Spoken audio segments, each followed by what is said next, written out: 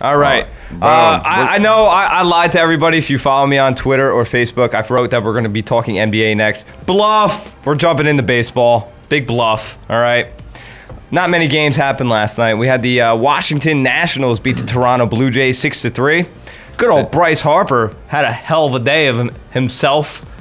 Actually, you know what? Let me ask you a question since you brought up Bryce Harper's name. I know usually with baseball we sort of go through the stats and then we try to find something to talk about. What is your question?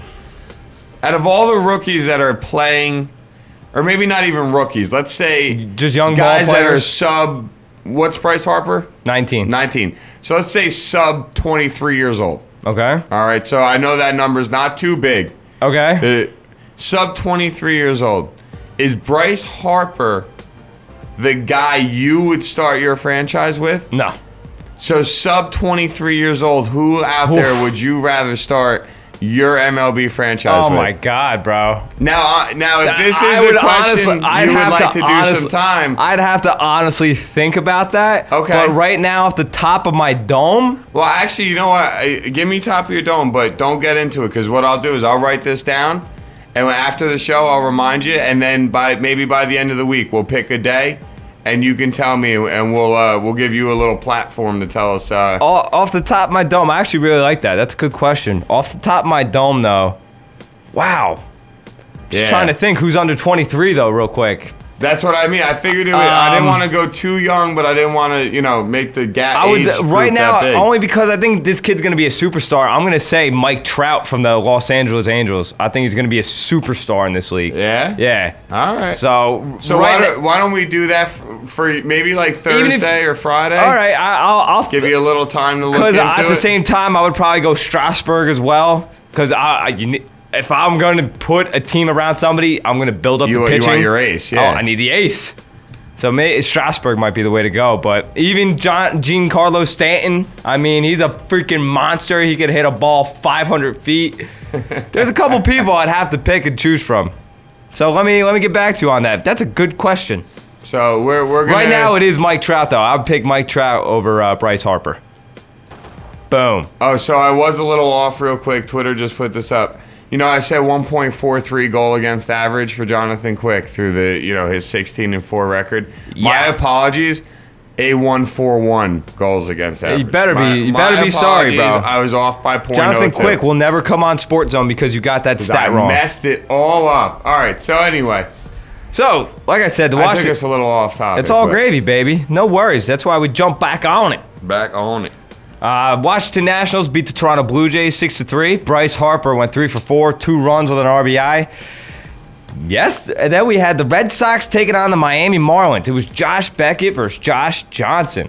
That's a nice matchup. Yeah, it is. Beckett 7 years ago was with the Marlins and then got traded to the Red Sox and helped the Red Sox to their first ever World Series. Yeah, Miami was like, stay in Boston.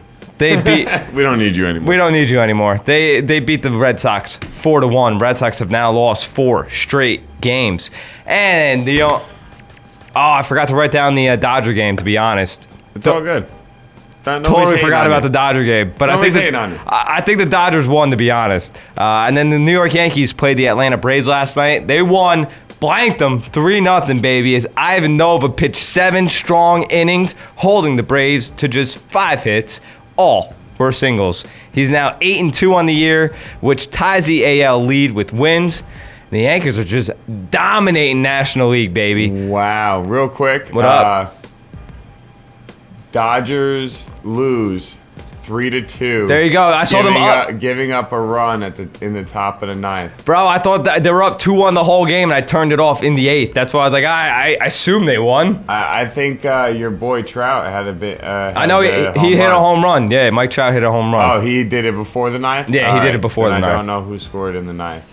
Well, like I was saying, though, the Yankees just killed National League, and I love it. They're 27-13 in World Series games.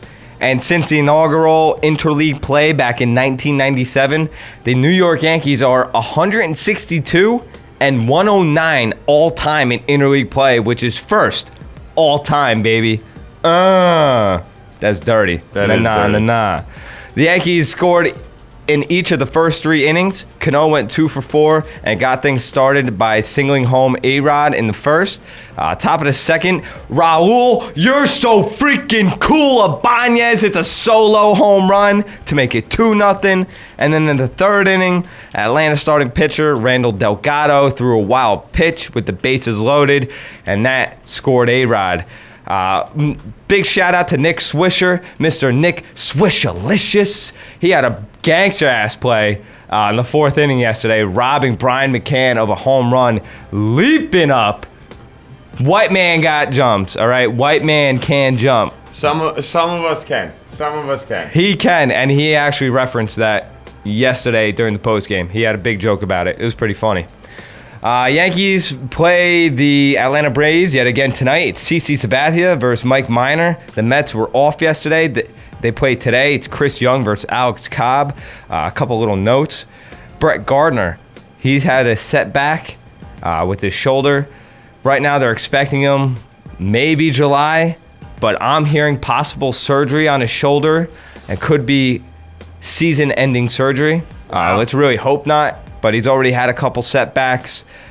Gardy, we need you, dude. If this is the case and the Yankees lose Gardner for the year, that just means they're really thin, and they will probably make a trade for a bat. It wouldn't surprise me at all if the Yankees made it a trade for Minnesota outfielder Josh Willingham. Minnesota is pretty much already done. Sorry, Twins fans, but yeah, you're already out of it. 60 games in.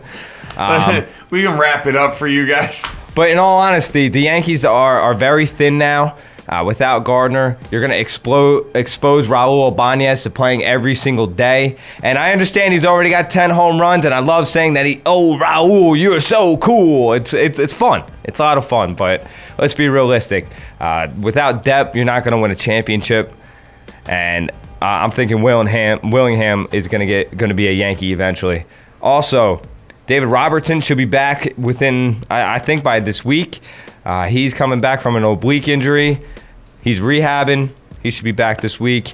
And what is up with the Mets? Ever since Johan Santana pitched his no-hitter, they've been in a funk. I mean, I think they've lost now 6 out of the last 7. And now they play a red-hot Tampa Bay team. Things are not looking good for the Mets. Dave, do you think it's because the law of averages are balancing out? They started off so well, and because they're not that great of a team, it's starting to balance out? Oh, man. You know what, Joey? If you want my honest opinion, we all knew this. Our friends in the chat room agreed with us on this. Me and you talked about it numerous times. The Mets were going to be a roller coaster all year. All year. They were going to be a team. You know, we all expected them somewhere around, what, 500 500 a little, yeah, correct. Let's be honest, 500 at best. And we had a moment where they were on that streak where, like, well, they stay like this, they could hit 90 wins maybe, you know? You get really excited. And then you're like, well, I don't know about that. And then you're back up with them. And if there's one thing I've learned, especially over the past couple years about being a Mets fan, pretty much got to wait until August and September to have an idea of what they're going to do for you. I got you. They tend to play right around 500 ball for the majority of the year, and then they either take a big dive south. Like, I still have a hard time accepting the blown 7-game lead in the NL East. Oh, goodness. What was that, 5 years ago now? Something like that, yeah. And the Red Sox just blew an even worse lead just a year ago, or 2 years ago. Didn't they, I think? Who? The Red Sox? They had like a 7 or 8 game lead in the AL East? I don't know. I know a team did something similar to what the Mets did. But what I do know is that as a Mets fan, you just sort of say to yourself, well, whatever. See, Met fans just have to, the Mets are really worried about 2014. Not 2013, 2014, they're not really worried about this year. Whatever they get is just like, that Johan no-hitter was already the sprinkles on top of an awesome Sunday, and anything more than that is just going to be even more awesomeness on the top of their Sunday. Yeah. So, Jeremy made a good point. He's like, the Mets exist in a funk.